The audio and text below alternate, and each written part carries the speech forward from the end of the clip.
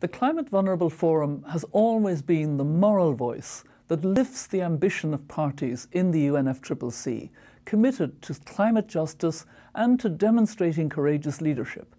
It is thanks to the perseverance of the Climate Vulnerable Forum and the High Ambition Coalition that the goal of 1.5 degrees Celsius is in the Paris Agreement. The Intergovernmental Climate Change Special Report on 1.5 degrees Celsius of global warming makes it clear that the 1.5 degree goal is not just for those countries that are vulnerable, but is a critical limit for all countries. All countries must play their part in making sure that we don't pass this threshold. At COP23 in Marrakesh, the Climate Vulnerable Forum communiqué asserted that climate change is already a major threat to the enjoyment of fundamental human rights and to the maintenance of peace and security in climate vulnerable countries. The assertion has been echoed by the Human Rights Council, by people living in vulnerable situations around the world, and most recently by the Intergovernmental Panel on Climate Change.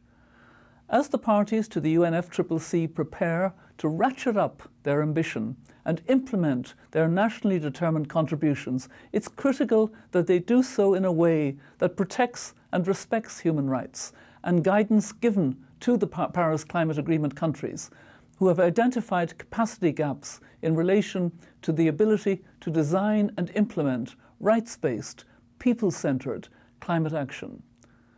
This concerns me as the pace and scale of climate action required to meet the 1.5 degrees goal increases the risk of people and their rights being overlooked in the race to reduce emissions. For this reason, I have proposed the creation of a human rights focal point in the UNFCCC Secretariat,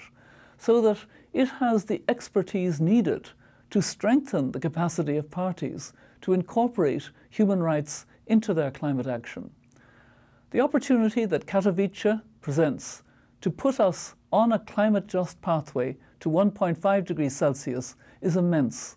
and I know that the Climate Vulnerable Forum will do all in its power to ensure that the new rulebook ensures that no one is left behind and that the capacity gaps for implementation are filled, and that a just transition is ensured for those who need most.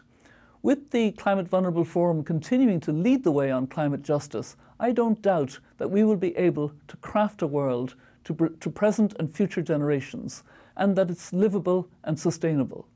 We have 12 years to change the world, and with the Climate Vulnerable Forum leading, we will.